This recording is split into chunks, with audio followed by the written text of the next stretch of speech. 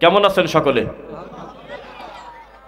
আল্লাহ সুবহানাহু ওয়া তাআলার অশেষ অনুগ্রহে আবার আপনাদের সামনে আল্লাহ এনেছেন কোরপাই উত্তরপাড়া আহলে হাদিস জামে মসজিদ প্রাঙ্গণে গুরুত্বপূর্ণ একটি দিনী মজলিসে আমরা আসতে পেরেছি, আলহামদুলিল্লাহ। আজকে আমরা আলোচনার তিনটা ভাগ করেছি ইনশাআল্লাহ। আজব মুফতির গজব ফতোয়া, বিদাতের নতুন নতুন ডেলিভারি হচ্ছে এবং শিরক বিদাতের ব্যাপারে আমরা একটু আলোচনা করব যদি আল্লাহ সুযোগ দেন ইনশাআল্লাহ।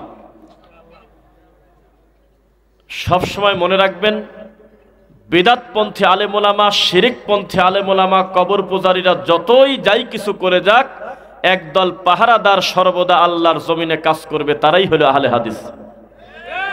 ফাঁকা মাঠে তাদেরকে আমরা শয়তানি করতে দেব না, যেখানেই বাতিল সেখানেই হক ইনশাআল্লাহ।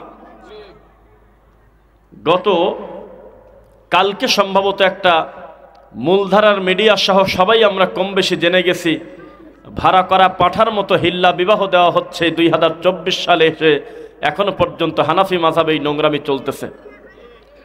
ইমাম সাহেবের কাছে ফতোয়া নিতে গেছে, এক বৈঠকে 3 তালাক দিয়ে দিছি, কি করা যায়? ইমাম সাহেব বলতেছে জীবন শেষ, এই বউ আর ফেরত পাওয়া যাবে না, আমার সাথে বিয়ে দাও। আশেপাশে লোকজন খুঁজে না পেয়ে 2 ঘন্টার জন্য নিজেই বিয়ে করে। আল্লাহর ঘর মসজিদের সিঁড়ির ওই থাকার ওই মাঝখানের জায়গা, ওই পাটাতনের উপরে সঙ্গম করছে, এরপরে ওই মহিলাকে আবার ছেড়ে দিয়েছে তার সাথে 2024 সালে। এই হলো বেদাতি, এই হলো তরিকাপন্থী মানুষের ধর্ম। আপনাদেরকে আমরা বলেছি এর আগে, আপনাদের সাথে আমাদের পার্থক্য খুব একটা বেশি না, মাত্র 2 জায়গা। 1 আল্লাহ, 2 মুহাম্মদ সাল্লাল্লাহু আলাইহি ওয়াসাল্লামে, আর কোনো পার্থক্য নেই। আপনাদের আল্লাহ সব জায়গায় নড়াচড়া করে, আমাদের আল্লাহ হলো আরশের উপরে। আপনাদের নবী তিনি মাটির তৈরি, তিনি মানুষের ভিতরে থাকেন না, তিনি হলো নূরের তৈরি, তিনি গায়েবের মালিক, তিনি হলো আরেক আল্লাহ, নাউজুবিল্লাহ। আমাদের আকীদা হলো মুহাম্মদ সাল্লাল্লাহু আলাইহি ওয়াসাল্লাম অবশ্যই একজন মানুষ। তিনি নিজে বলতেছে, লা তুতরুনি কামা আতরাতিন নাসারা বনা মারইয়াম। খ্রিস্টানরা একবার যে ভুল করছে বেশি ভঙ্গি করতে গিয়ে, তাদের নবীকে বলছে আল্লাহর ছেলে, নাউজুবিল্লাহ। খবরদার আমাকে নিয়ে বাড়াবাড়ি করে না। ফা ইন্নামা আনা আব্দু, আমি নবী হলো আল্লাহর বান্দা। বান্দা হওয়ার ক্ষেত্রে তোমাদের আর আমাদের কোনো পার্থক্য নাই, তুমিও মাখলুক আমিও মাখলুক, এ ব্যাপারে কোনো রকম কোনো বেশকম নাই। ফাকুলু আব্দুল্লাহি ওয়া রাসূলু, তবে পার্থক্য শুধু এক জায়গায়, আমি আল্লাহর বান্দা এবং রাসূল, তবে তোমরা শুধু বান্দা রাসূল না। বর্তমান শিরক বিদাত কিভাবে নতুন নতুন ডেলিভারি হচ্ছে। গরু বছরে এত বাচ্চা দেয় না, কুকুর এত বাচ্চা দেয় না, যত বেদাতি হুজুর নতুন নতুন ধর্মের নামে নতুন ইবাদত সৃষ্টি করে, নাউজুবিল্লাহ। এটা বাস্তব কথা। তবে আল্লাহ সুবহানাহু ওয়া তাআলার সাক্ষী রেখে একটা শুরুতে কথা বলে রাখি, কোন বেদাতি হুজুর যদি মনে করে আহলে হাদিসদের বিরুদ্ধে আমি গালিগালাজ করে জিতে গেলাম, তাদেরকে জানিয়ে দেন, ব্যক্তিগতভাবে আমি রফিক বিন সাইদ, ব্যক্তিগতভাবে আপনি রবিউল ইসলাম, ব্যক্তিগতভাবে আপনি আব্দুল মাজেদ, আপনাকে যদি কেউ গালিগালাজ করে আপনার ভিতরেই থাকলো। তবে দিন নিয়ে যদি কেউ ঠাট্টা করে, আল্লাহর তাওহীদ নিয়ে যদি কেউ মস্কারা করে, রাসূলের সুন্নাহ নিয়ে যদি কেউ ব্যঙ্গ করে, তাকে এই জমিনেই লাঞ্ছিত হতেই হবে, হতেই হবে, হতেই হবে। কয়েকদিন আগে আহলে হাদিসদেরকে আহলে খবিশ বলে গালি দিয়েছে ওই জাদুকর বক্তা। আল্লাহ তাকে সারা বাংলা ভাষাভাষী মানুষের সামনে প্রায় একেবারে উলঙ্গ হয়ে গেছে। লোকটার মুখ দিয়ে বের হচ্ছে ঠান্ডা মাথায় যে আল্লাহর নাম নিয়ে তোমরা বিশ্ব সুন্দরী চেহারার দিক তাকা থাকো। হুজুর সাবধান, সারাটা জীবন যেখানে বাতিল সেখানে হক ছিল। চিরদিন লা তাযালু তাইফাতুম মিন উম্মতি যাহিরিন আলাল হক, আমার উম্মতের একদল পাহারাদার সব সময় থাকবে। বেদাত যতই থাকুক সুন্নাহর পতাকা নিয়ে দাঁড়িয়ে যাবে, শিরিক যতই থাকুক তাওহীদের পতাকা নিয়ে দাঁড়িয়ে যাবে। এই দলের কেউ কোনো ক্ষতি করতে পারবে না। ওহুম কাযালিক, একেবারে বিচারের দিন পর্যন্ত তারা হকের উপরে থাকবে। সাবধান, আপনি শিরিক করেন জন্য কথা ঠিক নয় যে সবাই শিরিক করে। আপনি পীর ফকিরের মুরিদ জন্য এই দুনিয়ার সবাই পীর ফকিরের নীতিতে বিশ্বাসী, এ কথা ঠিক নয়। এখনো পর্যন্ত আল্লাহর জমিনে এমন মানুষ আছে, সারা পৃথিবী যদি লিখে দেওয়া যায় তবু ঈমান বিক্রি করবে না। আপনার হুজুর তো শুধু 500 টাকার বিনিময়ে হালালকে হারাম করে ফেলে। আল্লাহর রাসূল সাল্লাল্লাহু আলাইহি ওয়াসাল্লামের সাহাবী আল্লাহর কসম তিনি বলতেছে হিল্লা বিবাহ মানে হলো ভাড়া করা পাঠার মতো, এর থেকে নোংরা কাজ দুনিয়াতে নাই। আল্লাহর কসম ওমর রাদিয়াল্লাহু আনহু বললেন, আমি যদি ধরতে পারি হিল্লা বিবাহ যে করছে সেই পুরুষকে, হিল্লা বিবাহ যাকে করা হয়েছে ওই মহিলাকে, আমি দুইটাকেই ধরে পিটাবো। আমি যদি ধরতে পারি হিল্লা বিবাহ লোককে, তাকে আমি শাস্তি দেব, তাকে আমি পিটাবো। এখনো পর্যন্ত এই নোংরা ফতোয়া যারা টিকে রেখেছে তারা হলো বিদআতপন্থী, তরিকাপন্থী। এটাই আপনার মাযহাব। আপনার মাযহাবে মরা পীরের কবরের পাশের পচা পানি খেলে গলা ভালো হয়, এটা হলো আপনার মাযহাবের তরিকা। আপনার মাযহাবের তরিকা মরা মানুষের কাছে ছেলে সন্তান চাইলেও ঈমান ভাঙে না, এইটা হলো আপনার তরিকা। আপনার তরিকা এক হুজুর আর এক হুজুরের সাথে মুসাফা করলে ঈমান চলে যায়, নতুন করে কালেমা পড়া লাগে। এর নাম হলো বাংলাদেশ। রাসূল সাল্লাল্লাহু আলাইহি ওয়াসাল্লাম বলেছেন, মান তাশাব্বাহা বিকওমিন ফাহুয়া মিনহুম। কেউ যদি কোনো সম্প্রদায়ের সঙ্গে উঠা বসা করে আর তাদের নীতি গ্রহণ করে নেয়, তার সাথেই তার হাসর হবে। আপনি রাগ করবেন না, আমাদের এই দেশে সবচেয়ে সুন্দর নাম ব্যবহার যারা করতেছে তারাই হলো সবচাইতে অসভ্য আর হলো মুশরিক।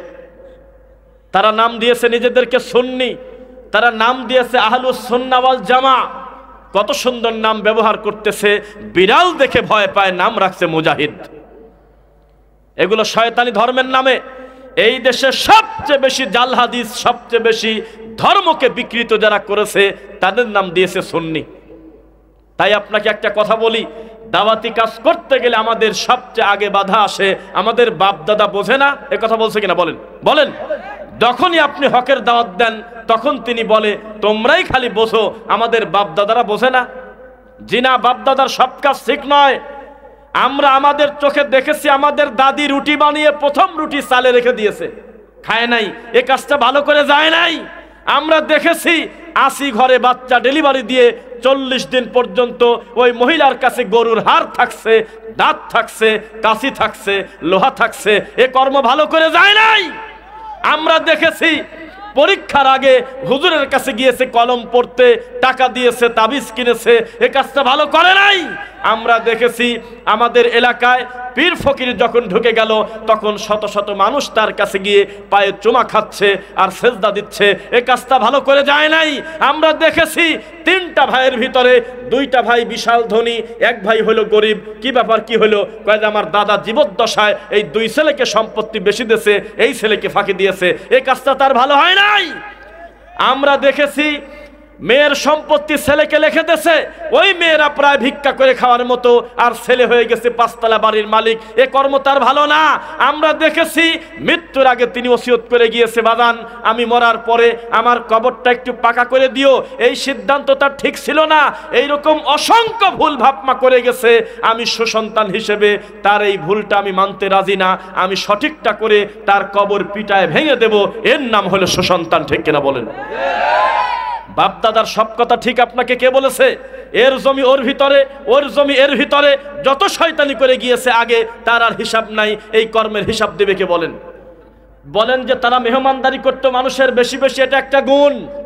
বলেন যে তারা মানুষকে গালি দেয় না, এটা একটা গুণ। বলেন যে তারা ভালো করে পর্দা করতো, এটা একটা গুণ।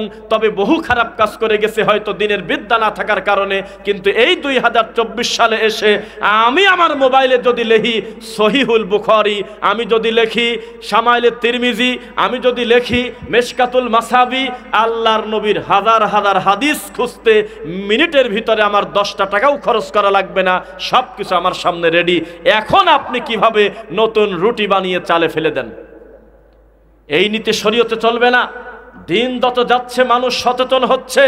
আগে বোঝা যেত না এই মুহূর্তে আল্লাহর কাবা ঘরে কি হচ্ছে। এখন বাড়িতে বসে যদি কেউ মনে করে আজকের দিনের এশার নামাজের ইমাম কাবা ঘরে কোন কিরাত দিয়ে নামাজ পড়ছে, ইমামের মাথায় কেমন টুপি ছিল, ইমামের নাম কি, ইমাম কয় ফুট লম্বা, পুরো ঘটনাটা মোবাইলে ঘরে বসে দেখা যায় কোরবাইতে। এখন আর পাগলামি করার দিন নাই।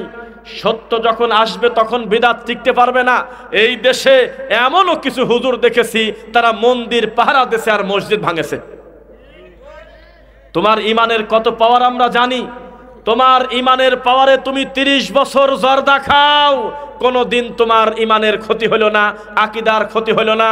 এই 40টা বছর তুমি রাসূল সাল্লাল্লাহু আলাইহি ওয়াসাল্লামের বিরোধিতা করে কত মানুষের জানাজা করালে, আল্লাহর রাসূলের পদ্ধতির বাইরে কিচ্ছু তোমার হলো না। শুধু আল্লাহর ঘরে কেউ একজন বলছে গায়রিল মাগদুবি আলাইহিম ওয়ালাদ-দাল্লিন, তখন বলছে আমিন। এই শব্দ তুমি সহ্য করতে না পেরে তুমি বললে তারা হলো ইহুদি খ্রিস্টানের দালাল। শয়তানি বন্ধ। ওরা বলতেছে চার মাযহাবই হক, কথা কয় না? কি কয়? আমার জানা নাই কোনোদিন ইমাম আবু হানিফা রাহিমাহুল্লাহর কোনো অনুসারী ইমাম শাফিকে একটা গালি দিয়েছে এই দুনিয়াতে আমি দেখি নাই। জীবনে কোনোদিন দেখি নাই যে শাফি মাযহাবের লোক ইমাম মালিককে গালি দিয়েছে। সবাই বলে যে চার মাযহাবই হক, কিন্তু তারটাই নাকি মানতে হবে, বাকি তিনটা মানলে তার নাম দেশে ইহুদির দালাল। শোনেন, সব সময় সংখ্যার গরম নিয়েন না আপনি। সব সময় সংখ্যার বিবেচনা সত্যের মাপকাঠি হয় না। এখন যদি ভোটাভুটি হয় এই এলাকায়, এই বাংলাদেশে যদি ভোটাভুটি হয়, আল্লাহর নবী মাটির তৈরি না নূরের তৈরি, এখানে বাতিল জয় হয়ে যাবে, হক পরাজয় হয়ে যাবে। এই ব্রাহ্মণবাড়িয়াতে প্রায় 80% ভোট নিয়ে এই নূর আলারা পাশ করবে। চট্টগ্রামে তো কথাই নাই, সিলেটে তো আরো বিপদ, আমাদের পাবনা কুষ্টিয়ার কথা বাদই দিলাম। হক কোনোদিন জয় হবে সংখ্যার বিবেচনায়, কথা ঠিক নয়। এখন যদি আমাদের পাবনাতে গিয়ে তন্ন তন্ন করে খোঁজেন আর বলেন যে মিলাদ পড়া বেদাত না ইবাদত, এখানে মিলাদ পড়া ইবাদত এটা টিকবে না, মিলাদ পড়া বেদাত, এই বাতিলটা পরাজয় জয় হয়ে যাবে। এখন যদি এদেশে ভোটাভুটি হয় যে আলেম ওলামার কাছে মাইক নিয়ে যাব, হুজুর আপনি আপনার মন্তব্য পেশ করুন, আল্লাহ কি উপরে নাকি কলবে? তখন বলবে আল্লাহ হলে আমার কলবে। এখানে সূরা 20 নম্বর সূরা তাহা আয়াত নাম্বার 5, এখানে পরাজয় হয়ে গেছে, বাতিলের জয় হয়ে গেছে। ও হুজুর, সংখ্যার বিবেচনা কোনোদিন সত্যের মাপকাঠি হতে পারে না। এই দেশের নিরীহ মানুষের কাছে এখনো যদি ভোটাভুটি হয়, পীর ফকিরের নীতি ফাস্ট হয়ে যাবে আর হক দল বাতিল হয়ে যাবে। এটা কি আল্লাহর কাছে হলো না দুনিয়াতে হলো? সাবধান, দুনিয়ার গরমে, নারায়ে তাকবীরের ভিড়ে, মানুষের গরমে লক্ষ টাকার বক্তা এনে হাজার লক্ষ মানুষ এক জায়গায় জমা করতে পারে। তবে এই বৈঠকে আমি বলে গেলাম, রাগ করবেন না, আপনার বক্তা সালাম দেওয়া শেখে নাই। আপনার বক্তা বলতেছে আসসালামু আলাইকুম ওয়া রাহমাতুল্লাহি তাআলা ওয়া বারাকাতু, তাআলা আবার কে ঢুকাইলো, অথচ সেই বক্তার নামের উপরে প্রায় 5 লক্ষ মানুষ জমায়েত হয়। আপনার বক্তা বললেন বাংলাদেশের দ্বিতীয় সাইদি। তখন আমরা ছোটবেলায় তার বক্তব্য শুনতাম অনলাইনে, কত সুন্দর টনটনা বক্তব্য দিত। তার নাম ছিল তারেক মনোয়ার, কত সুন্দর বক্তব্য দিয়েছে, ভাষাগুলো ছিল ক্লিয়ার, এত সুন্দর মিষ্টি গলা। আল্লাহর কসম, আমরা ছাত্র জীবনে সাইদি সাহেবের পরে সবচেয়ে বেশি বক্তব্য তার শুনছি। সেই লোকটা যেদিন আকীদা নিয়ে ব্যঙ্গ করলো, আহলে হাদিসের নামে ঠাট্টা মস্করা করলো, আল্লাহর শাস্তি কত কঠিন। এখন তার নাম হয়ে গেছে রকেট মৌলবী। এখন সে কিসের সাথে কি মিশায় এখন মানুষকে দিন শেখায়, উল্টা পাল্টা মিথ্যা কথা বলে।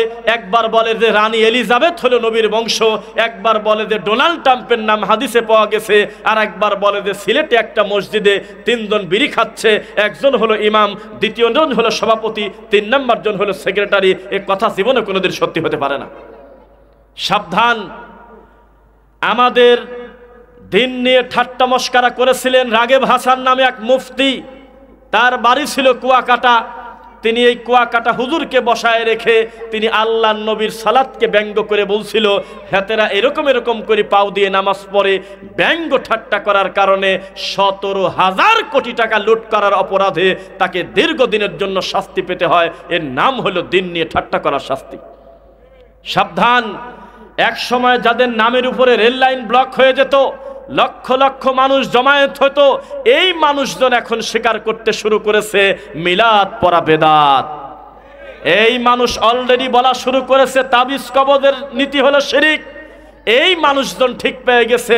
এমনকি কুমিল্লাতে একটা জায়গায় গিয়ে দেখি আল্লাহর কসম মাজারের খাদেমের ছেলে সহিহ আকীদায় চলে আসে। সাবধান, যেই কবর আপনার দাদা আপনার বাপের করেছে, উঁচু করেছে 2 তলা 3 তলা, আশা করতেছি আপনার ছেলে এই কবর পিটায় ভাঙবে। যদি না ভাঙে ইনশাল্লাহ আপনার নাতি ভাঙবে। হকের জয় হবেই হবে ইনশাল্লাহ। দিন যত যাচ্ছে মানুষ তাওহীদবাদী হচ্ছে, আমরা আশাবাদী ইনশাআল্লাহ। এজন্য জলাতঙ্ক রোগের মতো আহলুল হাদিসদের প্রতি বিদ্বেষ পোষণ করতেছে এদেশের মানুষজন। কথা ঠিক কিনা বলেন? কোরআন মাজিদে একটা কাফেরের নামে সূরা আছে, এই সূরার নাম বলেন তো কেউ? না না, কাফিরুন কারোর নাম না। সূরা লাহাব। আবু লাহাব এত বড় খারাপ যে আল্লাহর নবী যেখানে যেখানে দিনের দাওয়াত দিত একটু পরে সেই লোকের কাছে গিয়ে বলতো, যা তা না বলে বাদ দাও তো তার কথা। এত শয়তানি করেছে। তার নামে কোরআনে একটা সূরা আছে, আমি বলতেছি তাব্বাত ইয়াদা আবি লাহাবি ওয়া তাব। হে আল্লাহ, আবু লাহাবের 2 হাত ধ্বংস করে দেন, আবু লাহাবকে পুরাটা ধ্বংস করে দেন। আল্লাহর কসম, তার ছিল 5টা ছেলে মেয়ে। এক বর্ণনায় আছে 5 জনই পরবর্তীতে মুসলমান হয়েছে, আরেক বর্ণনায় আছে যে না 2 জনের ব্যাপারে সন্দেহ আছে, তবে 3 জন পরবর্তীতে কালেমা পড়ে মুসলমান হয়েছে। 1 জন ছিল মেয়ে, 2 জন ছিল ছেলে। তারাও কিন্তু নামাজে দাঁড়িয়ে বলতো তাব্বাত ইয়াদা আবি লাহাবি ওয়া তাব। হে আল্লাহ, আমার আব্বার 2 হাত ধ্বংস করে দেন, আমার আব্বাকে চিরতরে ধ্বংস করে দেন। সার ছিল, দিনের ব্যাপারে কোনো আপোষ নাই। ও মা, যা দরকার বলবে, আমি সাধ্য অনুযায়ী জীবনটা দিয়ে দেব তোমার জন্য ভালো কাজে, তবে খবরদার আমি তোমার জন্য জর্দা দিয়ে পান আনতে পারবো না। আব্বা, যতই তোমাকে ভালোবাসি, আমি তোমার জন্য কোনো শিরিকে তোমাকে সহযোগিতা করতে পারবো না। আব্বা, এই মুহূর্তে আমার ফুফুর সম্পত্তি ফেরত দিয়ে দাও, আমি হারাম খানা খেতে পারবো না।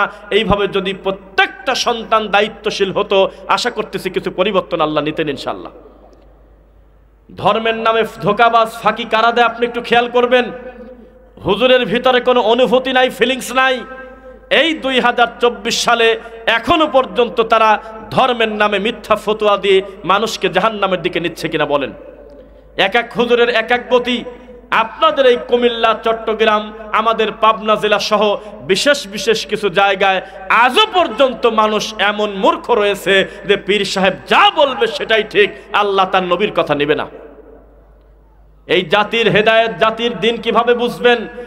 আজকে থেকে মাত্র 5 থেকে 10 বছর আগে রফিক বিন সাইদ নামে দুনিয়াতে কেউ ছিল, হাতে গোনা আমার পরিবারের লোক আর আত্মীয় ছাড়া এই দুনিয়া থেকেও আপনারা জানতেন না। আরো 10 বছর আগে আরো 10 জন আলমের নাম জানতেন না। 100 বছর আগে জাহাঙ্গীর আলম ইসলাহীর নামও শোনেন নাই। এত আলোচনা হচ্ছে, এত ভালো ভালো দায়ী তৈরি হচ্ছে, এর পরেও বিদাতের লজ্জা নাই। তাহলে আপনি চিন্তা করেন, যখন আমাদের লোক মাঠে কম ছিল তখন তারা কি পরিমাণ শয়তানি করে গেছে। বোঝা যাচ্ছে কি? আপনাদের সামনে একটা বড় হুজুরের নাম নেব, যেই বড় হুজুরকে ভালোবাসে আমাদের এই দেশে দল মত নির্বিশেষে প্রায় 80% হুজুররা। কয় ভাগ? 80%। আপনারা জমে গেছেন নাকি? লিল্লাহি তাকবীর। আপনাদের জোশ যত সময় থাকবে আমরা আছি ইনশাআল্লাহ। তার নাম ছিল মাওলানা দেলোয়ার হোসেন সাইদি রাহিমাহুল্লাহ। এখনো পর্যন্ত এই মৃত আলেমের নাম শুনলে চোখ দিয়ে পানি আসে, এমন ভালো মানুষের সংখ্যা এই দেশে কম নেই। যেই সময় এই দেশের বক্তার নাম ছিল তোফাজ্জল বৈরাগী, যেই সময় এই দেশের বক্তার নাম ছিল হলে আপনার ওই যে কি বলে যুক্তিবাদী, ধর্মের নামে মিথ্যা কথা বলা, মিরাজের গল্প বলে জোর করে মানুষকে কাঁদাইছে, এই সমস্ত জুগার বক্তা যখন বড় বক্তা ছিল, তখন আরেকজন আলেম ছিল, তার নাম দেলোয়ার হোসেন সাইদি। 1980 সালে তিনি বক্তব্য দিয়েছে, তাবিজ কদম নেওয়া শিরিক, শিরিক, শিরিক। যেই সময় সত্য কথা বলার লোক খুব একটা ছিল না, এই 1990 সালে তিনি চিৎকার দিয়ে বলেছিলেন চট্টগ্রামের মাঠে যে তাবিজ নেওয়া শিরক, আর পীর মুরিদের নীতি কোনোদিন চলবে না। ছোট পীর হোক বড় পীর হোক, মানুষকে কোনোদিন পীর কোনোদিন উদ্ধার করতে পারে না। কোথায় গেল সেই কথা? আপনি নাকি তাকে ভালোবাসেন, আমি প্রমাণ করতেছি আপনি ভালোবাসেন না, অভিনয় করেন। সাইদি সাহেব আজকে থেকে 30 বছর আগে স্বীকার করেছে মিলাদ পড়া বিদআত, এটা নবী করে নাই, সাহাবায়ে কেরাম করে নাই, আপনি করতেছেন কেন? ও হুজুর, সাইদি সাহেবের মতো এত বড় জনপ্রিয় হুজুর বাংলাদেশে আর নাই। গায়ের জোর দিয়ে কোনোদিন কথা বলা যায় না, এখনো পর্যন্ত তার কাছাকাছি প্রভাব বিস্তার করা এত বড় আলেম বাংলাদেশে নাই। তার থেকে জ্ঞান বেশি আছে অনেকের, কিন্তু তার মতো এইভাবে মানুষের সামনে জনপ্রিয় কেউ ছিল না। এত বড় জনপ্রিয় লোক তার ভুল সংশোধন করে নিয়েছে। তার কাছে প্রশ্ন গেল, মহিলা প্যান্ডেল থেকে প্রশ্ন দিয়েছে খাদিজা নামে একটা বোন, দিনের বেলায় মাহফিল করতেছে তিনি, তাকে জিজ্ঞাসা করা হলো আমাদের দেশে ইমাম এবং মুসল্লি একসঙ্গে হয়ে সবাই মিলে নামাজের পরে হাত তুলে যে মোনাজাত করে এটা নাকি বেদাত। তখন তিনি মিষ্টি করে হাসি দিলেন, সুবহানাল্লাহ, হাসলেন আর বললেন, জীবন আপনি ঠিকই বলেছেন, এই কর্মটা নবী করে নাই, সাহাবী করে নাই, আসলে এই মোনাজাতটা বেদাত। তুমি 7,000 টাকার ইমামতি করো, 10,000 টাকার তাবিজ বিক্রি করো, ধরলাম 1000 টাকা ইনকাম করো, এই তো তোমার কথা। তুমি জোরে করে চিৎকার দিলে মুরগিও শোনে না। এই লোকটা বক্তব্য দিলে তার সামনে লক্ষ লক্ষ মানুষ আসতো। এই লক্ষ মানুষের জনপ্রিয়তার কথা চিন্তা না করে তিনি বলেছিলেন, নামাজ উম্মতেরা নামাজ, এই নামাজ আমাদের অনেকেরই হয় না। নামাজটা যদি শুদ্ধ করতে চান, নাসিরউদ্দিন আলবানির সালাতুর রাসূল বইটা আপনারা পড়বেন। আজও পর্যন্ত দেখলাম না যে কোনো বেদাতি এই সত্যটা খোলা মাঠে এসে স্বীকার করল। আমরা জানি আজকেই যদি তোমরা সালাতুর রাসূল বইটার কথা বলো, তোমার দলের লোক তোমাকে পছন্দ করবে না, বলবে যে আহলে হাদিস হয়ে গেছে। এই জনপ্রিয়তা হারানোর ভয়তে তুমি শয়তানি করে সত্য গোপন করো, আমরা খবর পেয়ে গেছি। লা তালবিসুল হাক্কা বিল বাতিল ওয়া তাকতুমুল হাক্কা ওয়া আনতুম তা'লামুন। খবরদার, সত্য আর মিথ্যা, হক আর বাতিল কোনোদিন তোমরা মিশে ফেলো না।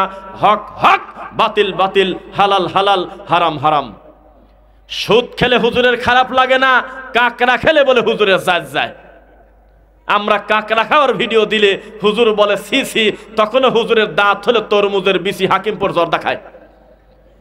আমরা যখন বলি যে অক্টোপাস কোনো হারাম খাদ্য না, কেউ না খেলে সেটা ভিন্ন কথা, তবে আল্লাহ হালাল করেছে, হারাম করার অধিকার কারো নাই, তখন হুজুর হাসে আর বলে, ব্যঙ্গ করে, অথচ হুজুর তাবিজের ব্যবসা করে খায়। ধর্মকে ঠাট্টা মস্করা করবেন না, খবরদার। এই দেশে মানুষের জনপ্রিয়তা দিয়ে কোনোদিন সত্যের মাপকাঠি বিচার করা যায় না। আল্লাহর কসম, এই দেশে যদি চট্টগ্রাম বিভাগে অথবা বিবারিয়াতে ভোটাভুটি হয় যে মরা মানুষ শুনতে পায় না, এখানে বাতিল জয় পরাজয় হয়ে যাবে, বাতিল বেশি ভোট পেয়ে যাবে। প্রায় 70টা ভোট পাবে তারা যারা বিশ্বাস করে আল্লাহর নবী মরে গেছে, এখনো মরে নাই, এমনকি পীর ফকির পর্যন্ত মরে নাই, তাদের কাছে এখনো কল্যাণ চাওয়া যায়। কথা বুঝতে পারলেন? খবরদার, এই যে সংখ্যা আপনি দেখতেছেন, এই সংখ্যা একদিন থাকবে না। আপনি থাকবেন ল্যাংটা, আমি থাকবো ল্যাংটা, পা থাকবে খালি, পরনে থাকবে না পোশাক, একেবারে খাতনাবিহীন। আপনার মা আপনাকে ডেলিভারি দিয়েছিল যেইভাবে, ওইভাবে আল্লাহর সামনে আপনাকে উঠতে হবে। নবী হাউজে কাউসারের পানির কাছে দাঁড়িয়ে থাকবে। আল্লাহর কসম, যেই লোকটা সুন্নাহর বিরোধিতা করেছে, আল্লাহর তাওহীদ মানে নাই, হাউজে কাউসারের পানি পাবে না, পাবে না, পাবে না। আজই আপনি সতর্ক হন। সত্য স্বীকার করলে আল্লাহি মর্যাদা বাড়বে, কোনোদিন কমে না। ইতিহাস সাক্ষী। সাইদি সাহেবের একটা প্রশ্ন উত্তর পর্ব সেদিন শুনলাম, ওনাকে বলতেছে, আপনি পীর মুরিদের নীতিতে গেলেন না কেন, মুরিদ করেন না কেন মানুষকে? তখন তিনি বললেন, আমার দাদা ছিল ফুরফুরার মুরিদ, আমার আব্বা ছিল ফুরফুরার আবু বকর সিদ্দিকের খলিফা, তার ছিল হাজার হাজার মুরিদ। আমার চাচা ছিল ফুরফুরার আবু বকর সিদ্দিকের খলিফা, তিনি ছিলেন একজন পীর, হাজার হাজার তার মুরিদ আছে, আমার একজনও মুরিদ নাই। তিনি বললেন, আমি জানি না বিচারের মাঠে আমার আল্লাহ আমার সাথে কি ব্যবহার করবে, আমি আবার আর একজনের দায়িত্ব নেব কিভাবে, সেজন্য আমি পীর মুরিদে বিশ্বাস করি না। এই সত্য কথা বলার কারণে তার মর্যাদা কমে নাই। লক্ষ কোটি মানুষের হৃদয়ে তার জন্য ভালোবাসা জমা আছে, এখনো পর্যন্ত তার জন্য দোয়া করে। হুজুর, আপনার লজ্জা করে না? আপনাকে দুই চোখ দিয়ে দেখায় দেই, আপনার আল্লামা, আপনার শাইখুল হাদিস মানে হলো জুকার। আপনার শাইখুল হাদিস যখন বক্তব্য দেয়, তার আশেপাশে বসা যায় না, তার বক্তব্যের গতি এত কঠিন। তিনি যে কোনো নরম ব্যক্তিকে গরম করে দিতে পারেন, যে কোনো ঠান্ডা শ্রোতাকে তিনি রক্ত গরম করায় দিতে পারেন। তিনি নারায়ে তাকবীর দিলে হাজার হাজার ছাত্র পাকা রাস্তার উপরে জীবন দেবে, সম্ভব কিনা বলেন? বিশাল বড় একটা মাওলানা মামুনুল হক সাহেব, তিনি এই মানুষটা চেয়ারে বসে আছেন, আর পাশে তার উপস্থাপক বলতেছে, আমি স্বপ্নে দেখছি আপনার আব্বার সাথে আল্লাহর নবী চেয়ারে বসে আছে। আমাকে স্বপ্নে বলছে, মামুনকে জানিয়ে দিও, মামুন এখন আর শাইখুল হাদিসের পর্যায়ে নাই, উনি এখন শাইখুল ইসলাম হয়ে গেছে। আহলে হাদিস কোন আলেম ওলামাকে বসায় রেখে উপস্থাপক যদি এভাবে অতিরঞ্জিত প্রশংসা করত, ঘাড় ধরে ধাক্কা দিয়ে ফেলা দিত। যার উপরে কোরআন নাজিল হয়েছে তিনি বলতেছে, তোমাদের সামনে যদি কেউ বেশি প্রশংসা করে, বাড়াবাড়ি করে, তোমরা সাইড থেকে মাটি তুলে তার মুখে মারো। শুনতেছেন নাকি? কি তুলে মারো? মাটি তুলে মুখে মারো। অতিরঞ্জিত বাড়াবাড়ি প্রশংসা করা শরীয়তে হারাম। আর উনি বসে আছেন এত বড় একটা বীর পুরুষ, তার পাশে বসে এই লোকটা স্বপ্নের গল্প শোনাচ্ছে। আল্লাহর নবী আর আজিজুল হক নাকি পাশাপাশি বসে আছে। কেউ কি সাক্ষী আছেন? এটা কি দেখছেন? কেউ দেখছেন না? শুধু প্রমাণ নিয়ে নিলাম। এটা যদি আমার উপস্থিতিতে, আমি ছোট মানুষ, আমাকে বসায় রেখে যদি কেউ স্বপ্ন হালাল হারাম ফতুয়া দিয়ে এভাবে যদি আমাকে বড় করতে যেত, আমি ধাক্কা দিয়ে ফেলা দিতাম। আমি বলতাম না, এই বসে বলো, আল্লাহর নবী নিষেধ করেছে মানুষের মুখামুখি এত বেশি প্রশংসা করা যাবে না। তুমি বললাটা কি মুখ দিয়ে? এই দেশে আমরা ভেসে আসি নাই। এই দেশে তোমাদেরই অস্তিত্ব ছিল না। তোমাদের তরিকার প্রতিষ্ঠাতার নাম হলো ইবলিস, শয়তান। আর আমাদের তরিকার প্রতিষ্ঠাতা হলেন রব্বুল আলামিন মুহাম্মদুর রাসূলুল্লাহ সাল্লাল্লাহু আলাইহি ওয়াসাল্লাম। আমাদের ইমাম নাই এ কথা যারা বলে তারা মিথ্যক, তারা ধোঁকাবাজ। আমাদের ইমাম আছে, তার নাম হলো মুহাম্মদুর রাসূলুল্লাহ সাল্লাল্লাহু আলাইহি ওয়াসাল্লাম। যারা বলে আমরা মাযহাব মানি না তারা মিথ্যক। আমরা মাযহাব মানি, আমাদের মাযহাবের নাম হলো ইসলাম। আমরা সবাইকে আল্লাহর জন্য ভালোবাসি। কোন মুসি মেথরও যদি আমার নবীর কথা বলে আর সেই মানুষটা যদি মুসলিম হয়, আমরা তাকে বুকে টেনে নেব। আর যত বড় পাগড়ি থাক, যত বড় মুহাদ্দিস হোক, যত বড় মুফাসসির হোক, যদি বিদআতের পক্ষে কথা বলে, শিরকের পক্ষে কথা বলে, আকীদা যদি পচা থাকে, জীবনেও তাকে আমরা মূল্যায়ন করতে পারবো না। সাবধান, আল্লাহর রাসূলের নীতিতে ফিরে আসেন। এই দেশে অসংখ্য শিরিক বিদআত এখন পর্যন্ত রানিং। এখনো যদি কোনো টুপিওয়ালার কাছে দেশ ছেড়ে দেওয়া যায়, যে তোমাকে দায়িত্ব দেওয়া হলো তুমি দেশ চালাও, তাহলে ইহুদি খ্রিস্টান যত ক্ষতি করতে পারবে না, এই টুপিওয়ালা হুজুর আর একজনের ক্ষতি করবে তার চেয়ে বেশি। এই রানিং দেশটা যদি সুন্দর করে ধরে নিয়ে চরমুনার হাতে তুলে দেই, তাহলে আহলে হাদিসদেরকে কচু কাটা করবে। এটা লিখে রাখেন, আপনি কাগজে লেখেন, লেখেন, লেখেন, এখন লেখেন। কারণ আল্লাহর কসম, তার দৃষ্টিতে ইহুদি খ্রিস্টানের থেকে আহলে হাদিসরা খারাপ। কারণ তাদের লাভ দেওয়ার বিরোধিতা আমরা করি, তাই তারা ধর্মকে বিকৃত করে। তারা জিকির করার সময় লাভ দেয়, দীর্ঘ সময় ধরে লাভ দেয়, চিল্লাচিল্লি করে, অথচ তার পাশেই রয়েছে রড লাইট। একবার রড লাইটে কামড় দেয় না, বক্তার কামড় দেয়, চুমা খায়, তারপরে মাইক খুলে নিয়ে দৌড় দেয়। একটা বার লাল আর কালা একসাথে করে দুইটা ধরে গালে দেয় না, একবার তারে হাত দেয় না, অথচ তার 2, 4, 5, 10 ইঞ্চি ফাঁকে এত বড় বড় বাঁশে উঠে উঠে লাভ দেয়। আমরা যখন এই নোংরামির বিরুদ্ধে কথা বলি, আমরা যখন বলি সিসি এ জাত গেল রে, আরে হিন্দুরা মনে করছিল জাকির নায়েকের বক্তব্য শুনে মুসলমান হব, কিন্তু আমাদের ভঙ্গি দেখে ও বলতেছে 3 মাস পর পর নারকেল ফাটানোই ভালো। এটা আমি কার কাছে যাব? চরমুনার ধর্ম হলো লাভ দেওয়া। আরেকজন বলতেছে মন্দিরে আসতে পেরে আমি আল্লাহর শুকরিয়া আদায় করতেছি, তিনি আমাকে মন্দিরে আসার তৌফিক দিল। এটা কোন ধর্ম? এইটা কোন বিশ্বাস? আরেকজন বলতেছে সবকিছু ছাড়ো, 40 দিনের জন্য বাসা থেকে বের হয়ে যাও। এটা কোন ধর্ম? মানুষ এখন বিভীষিকাময় অবস্থায়। আপনি মনে রাখবেন, তৈরি করেন তাদের আসল খুঁজে পাবেন না, কিন্তু আহলুল হাদিসদের আসল খুঁজতে গেলে মুহাম্মদ সাল্লাল্লাহু আলাইহি ওয়াসাল্লাম ছাড়া দ্বিতীয় কোনো ইমাম খুঁজে পাবেন না। সাবধান, আমরা কোনো তরিকার দিকে মানুষকে ডাকি না। কত বড় প্রভাব বিস্তারকারী বই একটা কথা বলি, নিয়ামুল কোরআন বই যখন শেষ হবে, এর নাম জীবনে মুখে নেবে না। বেহেশতি জেবর এখনো জীবিত আছে বইটা, আমরা তার নাম দিছি মুসলমানদের রামায়ণ। এত বড় নোংরা কথা রামায়ণে লেখা নাই। যেই বইটা দেওবন্দীদের হাকিমুল উম্মতের ডাক্তার নামক লোকটা, এই আশরাফ আলী থানভী বেহেশতি জেবরের ভিতরে যে নোংরামি করে গেছে, এটা রামায়ণেও এত বড় নোংরা কথা লেখা নেই। তার মানে এই বইটা লিখেছে কথা ঠিক, তবে তার কোনো প্রভাব নাই। ডক্টর আসাদুল্লাহ আল গালিব বাংলা ভাষায়, মাতৃভাষায় সালাতুর রাসূল বইটা লিখেছিল। এই বইটা প্রায় 5 থেকে 10 ভাষায় সারা পৃথিবীর মানুষের কাছে পৌঁছে গেছে। ঠাট্টা মস্করা করার জায়গা পাও না তিনি। এখন তিনি মারা যাবে, কিচ্ছু আসে যায় না। তার এই খেদমতটার কারণে লক্ষ লক্ষ মানুষ তাকে না দেখেও তার লিখিত কিতাবের মাধ্যমে আল্লাহর রাসূলের সালাত পড়া শিখে গেছে। ও বেদাতি হুজুর, তোমার নিয়ামুল কোরআনের কি হবে? তোমার বেহেশতি দেওয়ারের কি হবে? তোমার তাজকিরাতুল আউলিয়ার কি হবে? তোমার কসাসুল আম্বিয়ার কি হবে? তোমার ফাজাইলে আমলের কি হবে? আরে 2 গ্রুপ আবার এখন মারামারি করতেছে। কথা কয় না। দুই গ্রুপ কি মারামারি করতেছে? কি কি গ্রুপের নাম বলেন? অথচ তাদের ইমাম এক, বইটা যার কাছ থেকে পাইছে সব এক, স্বপ্ন এক, সব ঠিক। দুইজনের হাতেই ফাদাইলে আমল, দুইজনই এখন মারামারি করতেছে। একদল আর এক দলকে বলতেছে খ্রিস্টানদের দালাল। টঙ্গীর মাঠে আখেরি মোনাজাত করে, নাম দিয়েছে বিশ্ব ইজতেমা। নামটাই হলো একটা ধোঁকাবাজ, মিথ্যা। বিশ্ব ইজতেমা শব্দটা যদি কোনো কিছু লাগে, লাগবে হলো সরাসরি আরাফার মাঠের কাছে। এখানে যে ভাষায় মোনাজাত করে, এই ভাষা আমরা বাঙালি পর্যন্ত বুঝি না। এখানে যেই ভাষায় কথা বলা হয়, ইন্দোনেশিয়ার লোক ভাষা বোঝে না, জর্ডানের লোক ভাষা বোঝে না। অথচ আল্লাহর কাবা ঘরে আরাফার মাঠে প্রায় 1 কোটি মানুষ জমায়েত হয়। পৃথিবীতে এর থেকে বড় ইজতেমা নাই, তার নাম বিশ্ব ইজতেমা হয় নাই। ইবলিস তার দিক থেকে সফল। এ টঙ্গীর এই তুরাগ নদীর পাশে এইটার নাম দিয়েছে বিশ্ব ইজতেমা। ক্যামেরা নিয়েছে, তার সামনে গিয়েছে মুরব্বী, আপনার কেমন লাগতেছে এখানে এসে? মুরব্বী অকপটে জবাব দিচ্ছে, আমি গরিব মানুষ, আমার হজে যাওয়ার টাকা নাই, তাই এই জায়গা আসছি যাতে একটা হজের নেকি পাই। এ কোন ধরনের শয়তানি ফাজলামো?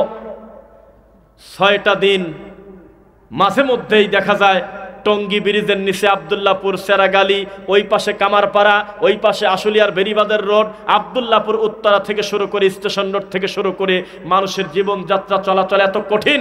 এত বড় একটা কমার্শিয়াল এরিয়ায় এখনো পর্যন্ত কারণ ছাড়া সারা বাংলাদেশ থেকে লোক এসে মানুষের চলাচল বন্ধ করে দিয়ে যে যেখানে আছে আখেরি মোনাজাতের নামে মানুষকে কষ্ট দিচ্ছে।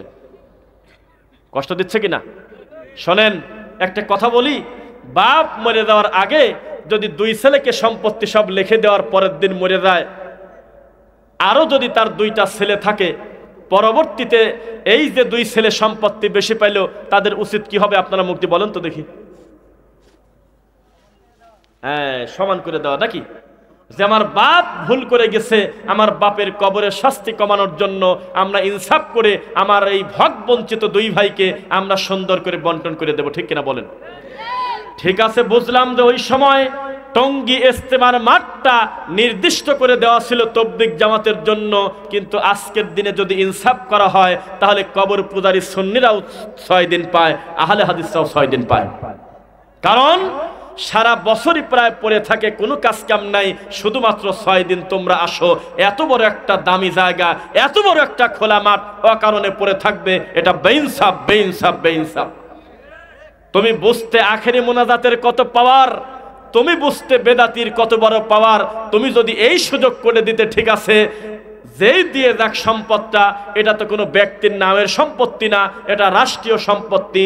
এখানে কবর পূজারীরা 2 গ্রুপ ওয়াজ করবে, এখানে আহলে হাদিসরা তারা 10 দিন সম্মেলন করতে পারবে, এখানে দেওবন্দিরা পারবে, তবলিগ জামাত পারবে, জামাত ইসলামের লোক পারবে। এভাবে যদি ভাগ করে গোটা তবলিগ জামাতের মাঠটা সার্বজনীন মুসলমানদের জন্য উন্মুক্ত করা হতো, তখন দেখতাম তোমার বক্তব্যের পাওয়ার কত। তখন আমরা সারা দেশে আমরা বোঝাতে পারতাম শিরিক কাকে বলে, বেদাত কাকে বলে, তাওহীদ কাকে বলে, সুন্নাহ কাকে বলে। কিন্তু আমাদের বোঝানোর উপায় নাই। সারা দেশের লোকের একটাই কথা, এত বড় জমায়েত তাও মিথ্যা, এত লোকজন একসাথে যায় তাও কি বেদাত?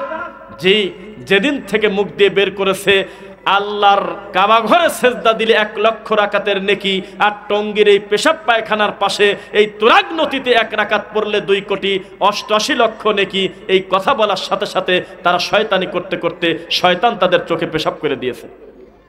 ধর্ম নিয়ে কোনোদিন ব্যঙ্গ করা ঠিক না, কোনো মস্কারা করা ঠিক না। এই দেশে শিরিক বিদআত ছিল, আমরা স্বীকার করি, তবে এখন তাওহীদের আওয়াজ সুন্নাহপন্থী মানুষের এত বেশি আনাগোনা বেড়ে গেছে, ইনশাআল্লাহ বেদাতি হুজুর পালানোর পথ পাবে না ইনশাআল্লাহ। কিছুদিনের ভিতরে তাবিজ উঠে যাবে ইনশাআল্লাহ, কিছুদিনের ভিতরে মিলাদ উঠে যাবে, দরুদ প্রতিষ্ঠিত হয়ে যাবে, কিছুদিনের পরে সম্মিলিত ফরজ নামাজের পরে মুনাজাত নামক ফাজলাম উঠে যাবে, আল্লাহর রাসূলের মাসনুন জিকিরের জায়গা হবে ইনশাআল্লাহ। কিছুদিনের ভিতরে তাবিজ, তোমার বালা, সুতা, শাহজালালের মাজারের পানি, সব নোংরামি উঠে গিয়ে মানুষ সূরা ফাতিহা পড়বে, ইখলাস পড়বে, ফালাক পড়বে, নাস পড়বে, আয়াতুল কুরসি পড়বে, বাকারা শেষ 2 আয়াত পড়বে ইনশাআল্লাহ। ইনশাআল্লাহ চান তো আপনারা? লিল্লাহি তাকবীর। তাওহীদের বিজয় কেউ ঠেকাতে পারবে না। আমার কথা কি বুঝতেছেন? হুজুর খালি বলে যে বাপ দাদা বলছে, দাদা হুজুর বলছে, বড় হুজুর বলছে, ও হুজুর আজকের দিনে শোনা কথা তো বহু দূরের কথা, দেখা কথাও বিশ্বাস করা যায় না। এই তো কয়েকদিন আগে বগুড়া দুপচাচিয়া নিউজ চলে আসলো মূলধারার টেলিভিশনে, যে বাড়িতে ডাকাত ঢুকে একটা মহিলা মানুষকে মারি ডিপ ফ্রিজে রেখে দিয়েছে। 2 দিন ডাকাতের উপরে গালিগালাজ চললো, ওরে ডাকাত তোর কি একটা জ্ঞান রে, তুই যা খুশি নিয়ে যা, তুই মহিলা মানুষটাকে মারলি কি কামে, তাও একটা আলেম মানুষের বউ। 2 দিন পরে প্রমাণ হলো ডাকাত বাড়িতেই আসে নাই, তার নিজের ছেলে তাকে মারি ফেলছে। আবার 2 দিন পর প্রমাণ হলো যে না, ছেলে মারে নাই, মারছে হলো উপরতলার ভাড়াটিয়া। কোনটা সত্য কোনটা মিথ্যা সবকিছু দেখলেই মানতে হবে সেটা জরুরি না। বেদাতি হুজুর বলতেছে মান ইয়াহদিল্লাহ ফাহুয়াল মুহতাদ ওয়া মান ইউদলিল ফালান তাজিদ লাহু ওয়ালিয়্যাম মুরশিদা। এই দেখো কোরআনে আল্লাহই বলতেছে যার পীর নাই তার হেদায়েত নাই, নাউযুবিল্লাহ। অথচ হুজুর জানে না এই আয়াতেই লেখা আছে পীর মুরিদি দাফন করতে হবে, হুজুর এখনো পর্যন্ত বোঝে না। হুজুর বলতেছে কুল্লু বিদআতিন দালালা, আর বলতেছে নামাজের পরে সবাই থাকবেন, মিলাদ আছে। তাহলে বললোটা কি মুখ দিয়ে আরো কয়টা কি বলেন, চিন্তার কথা। তার মানে হুজুর ধর্ম বোঝে না, এই কথাই ঠিক। মিনহা খলাকনাকুম বলে মাটি দেওয়ার দোয়া মনে করে পড়লে পাপ হবেই, তবে কোরআন মাজিদ পড়তে পড়তে এই আয়াতটা যখন চলে আসবে, অন্য হরফ পড়লে প্রতি হরফে 10 নেকি, এটাতেও তাই কোনো কম বেশ নাই। কিন্তু মরা মাটি দেওয়ার দোয়া মনে করে আমাদের দেশে প্রায় 80 ভাগ কবরে বিসমিল্লাহ বলে মাটি দেয় না, আলা মিল্লাতে রাসূলিল্লাহ বলে মাটি দেয় না, দেয় হলো মিনহা খলাকনাকুম বলে। মিথ্যা না সত্য? এখনো পর্যন্ত শুনলাম এত বড় শাইখুল হাদিস, আপনি এখনো খোলা মাঠে সত্য স্বীকার করলেন না যে কবরে খেজুরের ডাল গাড়াটা এটা আমার নবীর জন্য ছিল খাস, সবার জন্য না। এখনো পর্যন্ত মরা মানুষের কবরে খেজুরের ডাল গাড়ে কিনা কথা কন না কেন? এখনো কবরের চারপাশে 4টা কুল পরে কাঠি গাড়ে, এই নীতি নবী শেখান নাই। এখনো পর্যন্ত কবরের পাশে দাঁড়িয়ে হাত তুলে চিৎকার দিয়ে কান্নাকাটি করতেছে, এই নীতি নবী শেখান নাই।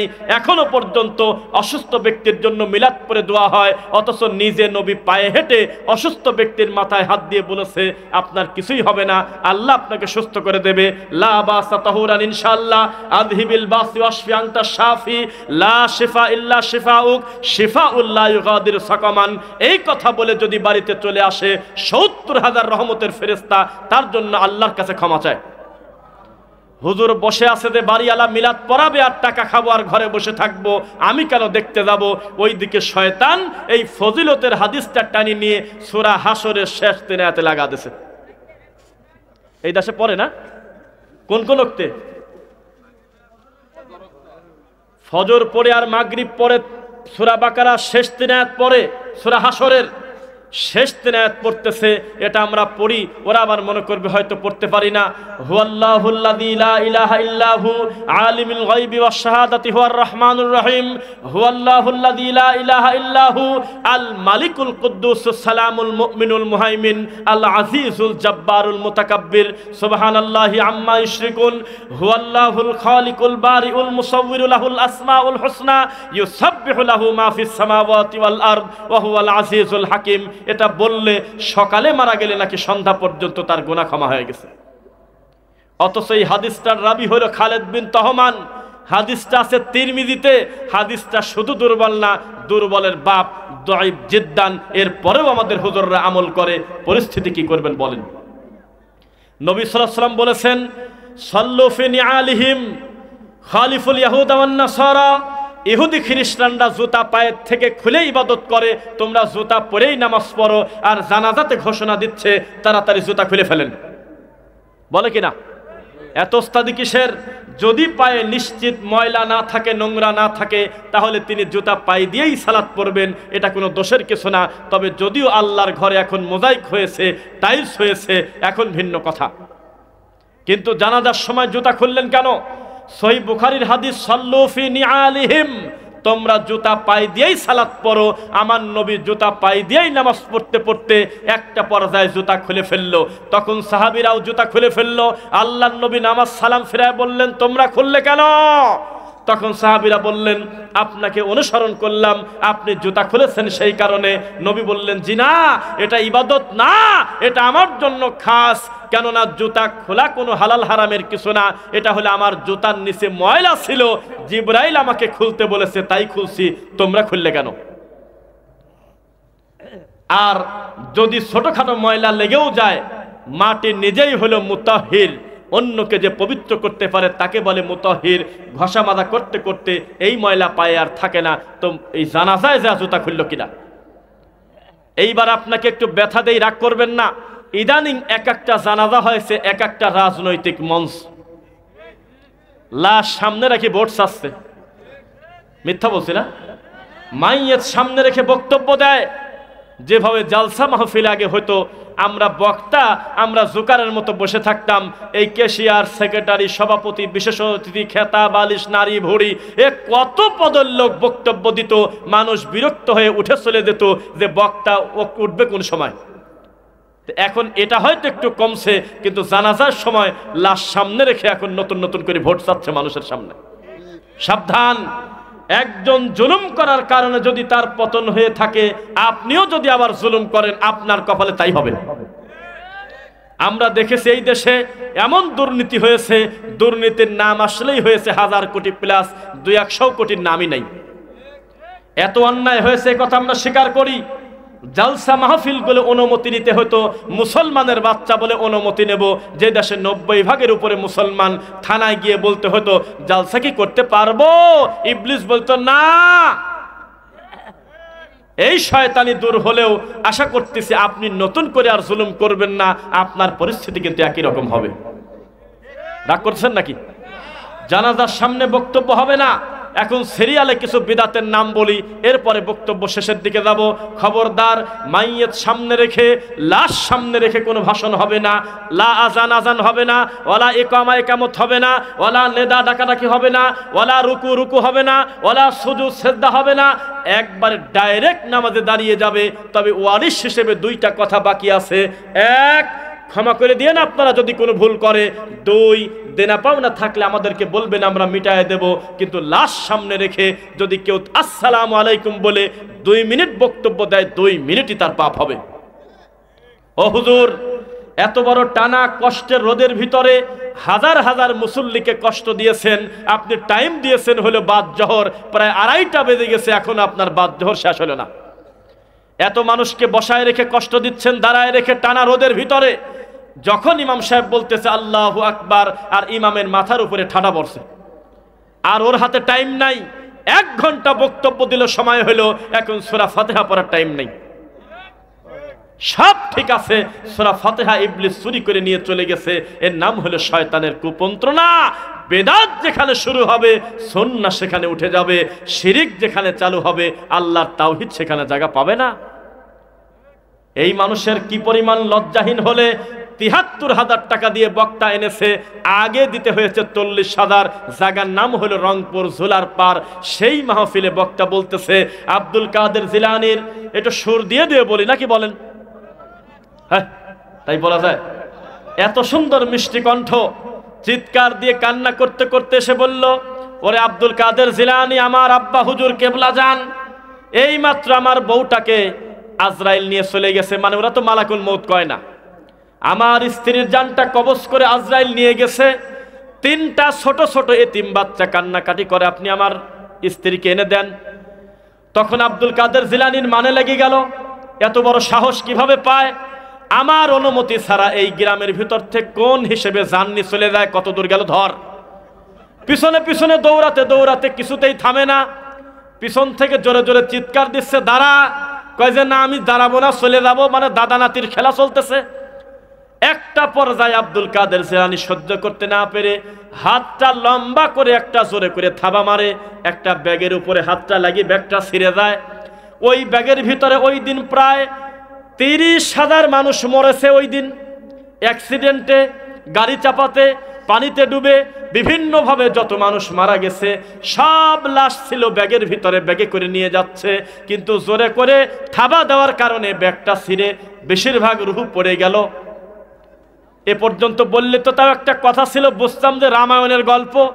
এখন হুজুর বলতেছে এর থেকে বড় ডেঞ্জারাস কথা। বলতেছে যত মানুষের রূহ সেদিন জমিনে পড়ছিল, সেরাই হলো এক একটা শাহজালাল, ওরাই হলো এক একটা শাহপরাণ। ওরাই হলো বায়েজিদ বোস্তামি, ওরাই হলো খানজাহান আলী, ওরাই হলো খেতা বাবা, বদনা বাবা, ডব বাবা, ওরাই হলো লালন, ওরাই হলো সোলেমান, ওরাই হলো ল্যাংটা, ওরাই হলো আটরশি, ওরাই হলো ভান্ডারি বলতেছে। আপনি তো বললেন নাউজুবিল্লাহ, ওরা বলতেছে সুবহানাল্লাহ। এই হলো আমাদের দেশের ধর্ম। আমরা নিজের এই দুই চোখ দিয়ে রাগ করবেন না। আমরা এক সময় ছোটবেলায় ভাদাইমার কৌতুক দেখতাম। কার কৌতুক? তারপরে অনিল, হারুন কিসিঞ্জার, আরো কিছু নাম ছিল, তারা মানুষকে হাসাতো না? এই হাসাতো আর মানুষ এগুলো দেখতো টিভিতে।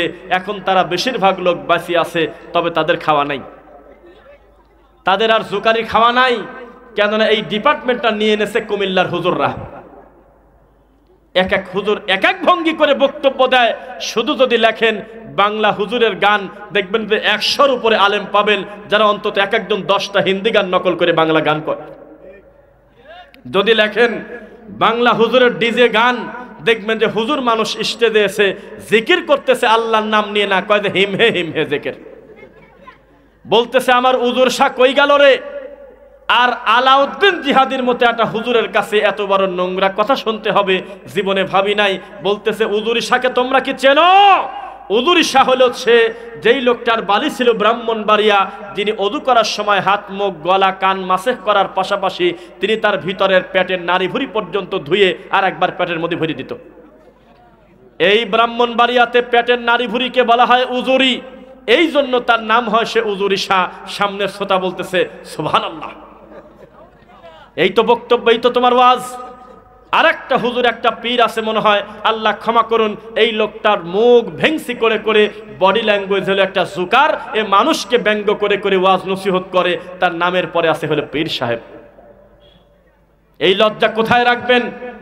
এক একটা বক্তার নামের উপরে মাগরিবের পর স্টেজে জায়গা থাকে না, এত মানুষ তার দিক থেকে আসতেছে।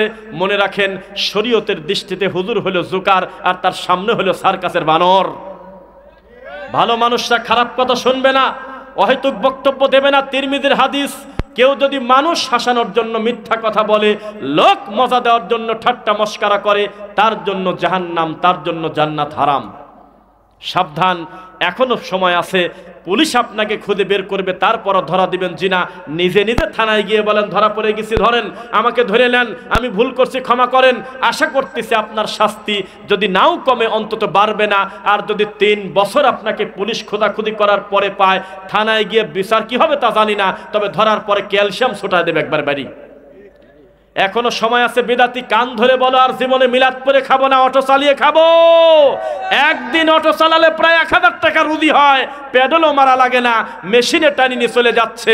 এইভাবে খালি হাতটা ঘোরালে আর রাত্রিবেলা একটু চার্জে লাগা দিলে এই লোকেরও দিন শেষে 1000 টাকা রুজি আছে। আমি 7000 টাকার ইমামতি করে 200 টাকার মিলাদ পরে ধর্ম বিক্রি করব না। আজকে থেকে এক বৈঠকে বউকে 3 তালাক দেওয়া যায় না, এটা উচিত হবে না, সুন্নাহ নয়। তবে মিলাদকে তালাক দিয়ে দিলাম আমি। এখনো সময় আছে। কবরের পিটানির আগেই বলেন, হে আল্লাহ আমি ভুল করছি, হে আমার জনগণ, তাড়াতাড়ি গিয়ে তোমার বাচ্চার গলার তাবিজ খুলে ফেলো, তোমার মার তাবিজ খুলে ফেলো, তোমার বাপের অষ্টাধাতুর আংটি খুলে ফেলো, বালা খুলে ফেলো, হাড় হাড্ডি খুলে ফেলো। তারপরে ওই যে আলু গাছে, বেগুন গাছে না, তাদেরকে আল্লাহ বিনা হিসাবে ক্ষমা করবে। একটা মাত্র কারণ, তারা কোনো তাবিজ তোমার বিশ্বাস করে নেই, তারা কোনো পীর ফকিরের নিতে বিশ্বাসী করে নাই। এই আপনার কুমিল্লাতে গত কয়েকদিন আগে, দুঃখিত, চট্টগ্রামে 3 থেকে 4টা ছেলেকে ধরে নিয়ে একটা মরা পীরের কাছে গিয়ে বলতেছে, বাবা জান কেবলা, এই ছেলেদের সামনে এসএসসি পরীক্ষা ভালো রেজাল্টের ব্যবস্থা করে দিয়েন। দেখছেন কেউ? দেখছেন না? হাত নামান। তো এটা ইমান থাকলো না গেল? আপনি মনে করেছেন আমরা হুজুরদের বিরোধিতা করি, কথা মিথ্যা। আপনি কি ভুলে গেলেন যে ডক্টর মিজানুর রহমান আজহারি ভাই অনেক দিন পরে, কয়েকদিন আগে দেশে আইছিল, মনে আছে আপনার? এই লোকটা দেশে এসে একটা বিরাট উদারতার পরিচয় দিল। তিনি মনে করলো দল মত নির্বিশেষে আমি সব তরিকার লোকদেরকে নিয়ে আমি একটা আয়োজন করব, যাতে খোলা মাঠে গিয়ে কেউ কারোর বিরুদ্ধে বক্তব্য না দেয়। উদ্দেশ্য ভালো না খারাপ? আহলে হাদিস সেখানে নাই কেন? সে বিতর্কবাদ। অন্তত আমরা খুশি হয়েছিলাম, কারণ অন্তত হানাফিরা সবাই যদি এক হয়, তাও তো আমরা বুঝবো যে না, অন্তত একটা ঝামেলা গেল, যে তারা অন্তত মিল আছে। এক পীর আর এক পীরকে বলতেছে তোর বউ তালাক, এক খানকার পীর আর এক খানকার পীরকে কাফের বলে, খ্রিস্টান বলে দেখতে পারে না, অন্তত তারা আজহারি সাহেবের দাওয়াতে এক হোক। তখন গুলশানের একটা বড় রেস্টুরেন্টে তাদেরকে নিয়ে একটা গেট টুগেদার হয়েছে কিনা বলেন, দেখছিলেন? সবাই লিখলো ফেসবুকে, মাশাআল্লাহ বিশাল উদারতার পরিচয় দিল। আহারে, যারা ওর বিরুদ্ধে বক্তব্য দেয় তারা আজকে গিয়ে তার সাথে কোলাকুলি করতেছে, মুসাফা করতেছে। সবাই আমিন আমিন লিখতে লিখতে এশার নামাজের পরে এই চট্টগ্রামের দুইটা আজহারি তারই জায়গায় পড়াশোনা করে তারই দুই বন্ধু লাইভ এসে বলতেছে, আশহাদু আল্লা ইলাহা ইল্লাল্লাহ ওয়াহদাহু লা শারীকা লাহু ওয়া আশহাদু আন্না মুহাম্মাদান আবদুহু ওয়া রাসূলুহু। তার মানে তিনি জাতিকে বলতেছে আজহারি সাহেবের সাথে মুসাফা করার কারণে, বুক মিলানোর কারণে উনি মুসলমান ছিল, এখন অমুসলিম হয়ে গেছে। এই তো তোমাদের ইবাদত, এই তো তোমাদের ধর্ম। তোমরা আমাদের প্রতি অপবাদ দাও যে আমরা ঐক্য চাই না। তোমরা পেট্রোল, পাম অয়েল, নারকেল তেল, কেরোসিন তেল, জুই সব কিছু এক জায়গায় করে তোমরা মনে করলে ঐক্য হয়ে গেলাম। জিনা, এটা ময়লা তৈরি হয়েছে, আরো ও কালেমা পরে আবার নতুন মুসলমান হচ্ছে। অথচ নবী ইহুদির বাড়িতে খানা খাইছে, তার ইমানের কিছু হয় নাই। ইহুদিদের সঙ্গে দেখা সাক্ষাৎ করছে, জীবনে ইমানের কিছু হলো না। আর আজহারি সাহেব একজন মুসলমান ভাই আমার, আর এক ভাইকে দাওয়াত দিয়েছে, সেও একটা টুপিওয়ালা, শুধুমাত্র দাওয়াত খাওয়ার কারণে এখন নাকি মুসলমান আর নাই। এদেরকে মুসলমান আপনি বলবেন কিভাবে? ইতিহাসে একটা রেকর্ড হলো, পুলিশের ভয়তে একটা হুজুর পলা গেছে। নাম বলেন হুজুরের। ইতিহাসে কোনোদিন এ কাম শুনি নাই যে একটা আলেম মানুষ পুলিশের ভয়তে এই জালসার স্টেজের পিছন দিয়ে পলা চলে যায়। কত জ্বালানি চালাইছো তুমি আমার আল্লাহকে নিয়ে ব্যঙ্গ করলে আর বললে যে আল্লাহর ধন মুহাম্মদ নিয়ে আল্লাহ গেছে নাই হয়ে, গায়েব হয়ে। তোমার মুখ দিয়ে এসেছিল মুহাম্মাদের ধন খাজা নিয়ে শুয়ে আছে আজমিরে, মুহাম্মদ গেছে গায়েব হয়ে, নাউজুবিল্লাহ। এত বড় কথা বলে তুমি অমুসলিম হয়েছিলে, কোনো দিন মানুষের সামনে এসে বললে না আল্লাহ গায়েব হয়ে গেছে, এ কথা বলে আমি ভুল করছি, আমি ক্ষমা চাই, কোনোদিন তুমি বলো নাই। তুমি এখন পুলিশের ভয়তে তুমি স্টেজ থেকে পালিয়ে চলে যাও। এই কথা আমরা আর টিভিতে দেখি, এই কথা আমরা বিভিন্ন টিভি নিউজে দেখি, এই কথা ডাইরেক্ট ভিডিওতে আমরা দেখতেছি। এই তো তোমাদের ঈমান। তুমি মনে করতেছো তোমার নামের উপরে হাজার হাজার লোক জড়ো হয়ে যাচ্ছে। আসলে সবাই তোমাকে ভালোবাসে সেটা না, অধিকাংশ লোক সার্কাস দেখার জন্য আসে। বানর দেখে আসে জোকার, ওখানে তুমি তন্ন তন্ন করে খুদে তাদের পার্সোনালি আলাদা করে ভোট নাও যে এটা কি মানুষ না অমানুষ। দেখবে 98 জন বলবে তুমি মানুষই না, কিন্তু তোমার সামনে বসে দেখতেছে জোকার কিভাবে লাভ দেয়, কিভাবে হিলহিল করে হাসে, কিভাবে মানুষের নামে জিকির করে, কিভাবে লাভ দেয়, কিভাবে ঢং করে, কিভাবে ফোনে কথা বলে, কিভাবে বিড়ি খাওয়া দেখা যায়।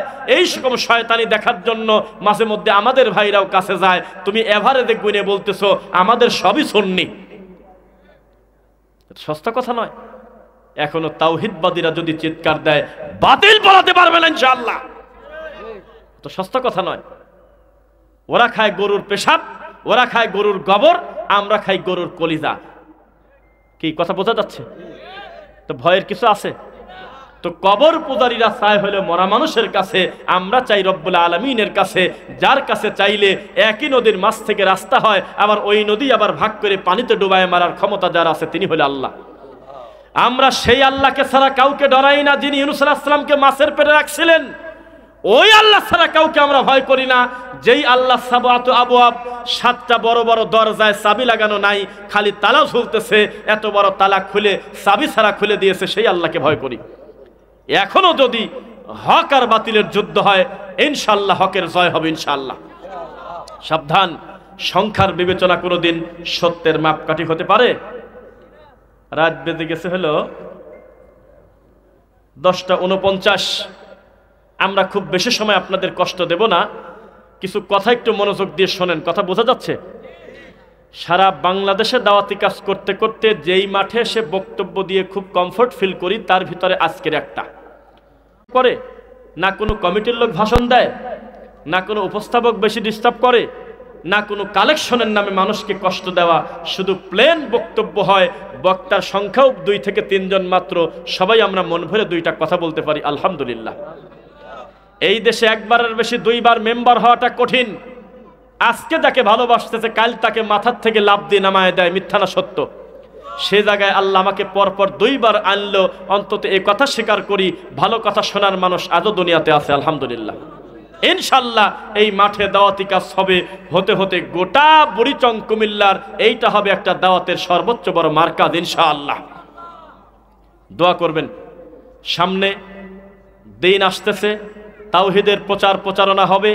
আগে যদি 100টা মাহফিল নিতাম, আমরা ধরে রাখতাম যে 40টা নাই, বাতিল। এবছর একটা মাহফিল আমার ছুটে গেছে এমন দৃশ্য হয় নাই। পুরো বক্তব্য আমরা মন মতো দিতে পারতেছি ইনশাল্লাহ। বাতিলের কাছে যাচ্ছি কথা ঠিক, অন্তত তাদের সামনে আবার তুলে ধরতে পারতেছি এটা বাতিল, এটা হক, এটা হক, এটা বাতিল, এটা বেদাত, এটা সুন্নাহ, অন্তত বলার একটা জায়গা আছে কিনা বলেন। কি যে যন্ত্রণায় ছিলাম, কি যে ডিস্টার্ব মানুষ করেছে। রানিং বক্তব্য ঠেকায় দিয়ে অতিথি বলতেছে, হুজুর আমি একটু সালাম দিয়ে বিদায় হব, এ কথা বলে 30 মিনিট ধরে শয়তানি করে লাস্টে বলতেছে আমি আমার সংক্ষিপ্ত বক্তব্য এখানে ডেলিভারি দিলাম। কি পরিমাণ জ্বালা যন্ত্রণা থেকে আল্লাহ বাঁচিয়েছে, এখন চোখের দিকে তাকিয়ে কথা বলতে পারি। গতকালকেও বলেছি, কয়েকদিন 3 আসনের এমপি প্রার্থী বক্তব্য দেবে, আধা ঘন্টা পর স্টেজে দেওয়া লাগবে। আমি বললাম যে আমি স্টেজে বক্তব্য শুরু করি, উনি যেহেতু একজন আলেম মানুষ, আমি ওনাকে সালাম দেওয়ার সুযোগ দেব, তবে বক্তব্য আমি ঠেকাবো না। বক্তব্য আমি যখন দিচ্ছি তখন তিনি তার সালাফেলা সহ যখন ঢুকলো, আমি মনে করলাম যে দেখেই নাই, আমি আমার মতো বক্তব্য দিচ্ছি। উনি চুপ করে বসে থেকে আমার বক্তব্য শুনে আমার হাত খান ধরে লজ্জা বলতেছে, ওস্তাদজি সামান্য একটু সালাম দেওয়ার সুযোগ যদি দিতেন। তখন আমি বললাম যে ঠিক আছে সালামটা দেন। তখন উনি সত্যিই সালামটা দিয়ে 1.5 মিনিটের মধ্যে কথা শেষ করে চলে যাচ্ছে। যাওয়ার সময় তার সালাফেলা যেভাবে আইছিল সবাই মাঠের দিক টাকা বাড়িতে চলে যাচ্ছে। এ কোন বক্তা? জি না, তোমাকে পূজা করবো না, এটাই আমার হাতে নাই। আমরা গণেশ পূজা বাদ দিয়ে দিছি, আমরা ঠাকুর পূজা বাদ দিয়ে দিয়েছি।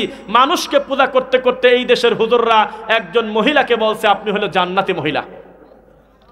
মানুষ পূজা করতে করতে এই দেশে জান্নাতের টিকিট পর্যন্ত বিক্রি করেছে এই বেদাতি হুজুররা, আর আমাদেরকে বলছিল আমরা নাকি সরকারের দালাল। অথচ জান্নাতের সার্টিফিকেট দিয়েছো তোমরা, আবার মাও বানাইছিলা তোমরা, আর আমরাই বলে সরকারের দালাল। এর থেকে বিচার কথা আছে? আর সাবধান, হক কোনোদিন বাতিলের কাছে মাথা নত করে নাই। আপনি জেনে রাখবেন, এমনি এমনি গরানে যদি ভোট হয়, হক জয়ী হবে না বাতিল জয়ী হবে বলেন? এমনি যদি ঢালাও ভাবে ভোট হয়, কে জয়ী হবে, বাতিল না হক? বাতিল জয়ী হবে। আর যদি তাওহীদ ভিত্তিক ভোট হয়, আকীদা সংক্রান্ত ভোট হয়, মানুষের বিবেক বুদ্ধি মতো যদি ভোট হয়, বাতিল ভোটই পাবে না, এখানে হকের জয় হবে ইনশাআল্লাহ। আমরা তো সেই চেষ্টায় আছি। সারা দেশে তাওহীদের প্রচার হবে। প্রচার হতে হতে মানুষ বুঝে যাবে কবর পাকা করা যাবে না, মিলাদ পড়ে খাওয়া যাবে না, কবরে খেজুরের ডাল গাড়া যাবে না, নামাজের পর হু হু করে কান্না করে মানুষের ডিস্টার্ব করা যাবে না, নামাজের পরে মাথায় হাত দেওয়া যাবে না, কবরের চারপাশে 4টা কুল পরা যাবে না, কবরের পাশে কান্নাকাটি করে মোনাজাত সবাই মিলে করা যাবে না, ঈদের মাঠে সবাই মোনাজাত করা যাবে না, আল্লাহর নবীর পদ্ধতিতে সালাত পড়তে হবে, নাওয়াইতুর বংশকে তালাক দিতে হবে, এমনি অজ্জাহাত ছিল নামাজের ভিতরের জিনিস বাইরে আনলো কিনা, এইভাবে সিরিয়ালে মানুষ যখন বুঝে যাবে ইনশাআল্লাহ, সেই দিন যদি বাস্তবের ভোট হয়, সেই দিন আল্লাহর একেবারে তাওহীদপন্থী লোকের জয় হবে ইনশাআল্লাহ। তার আগে বাতিলই জয়ী হয়ে যাবে। আল্লাহ তুমি আমাদের অতীতের ভুলগুলো ক্ষমা করো আল্লাহ।